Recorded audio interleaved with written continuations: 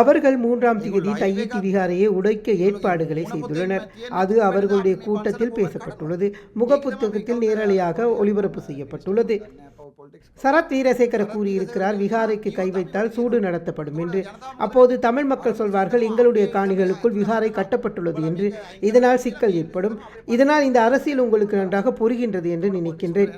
දෙමළ ජනතාව මේකට එන්නේ නැහැ. ஒருபோதும் தமிழ் மக்கள் அதற்கு வரமாட்டார்கள். ஆனால் ஸ்ரீதரன் போன்றவர்கள் ஏழை மக்களை மதுபானத்தை வழங்கி பானை வழங்கி அழைத்து வருவார்கள். කැලකුයි මේවයි දීලා ওই තුප්පත් මිනිස්සු ටිකක් බස් එකකින් ගෙන්නලා ශ්‍රීදරන් කිල්ලොච්චි වලින් බස් එකකින් ගෙන්නලා දානවා. එච්චරයි වෙන්නේ.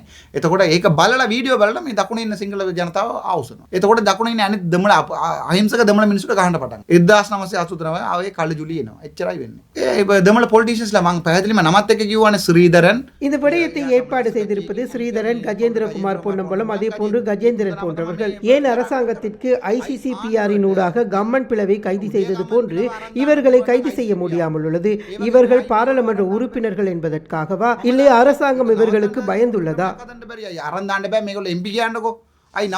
மேலதிக செய்திகளுக்காக எமது YouTube தளத்தை சப்ஸ்கிரைப் செய்யுங்கள்.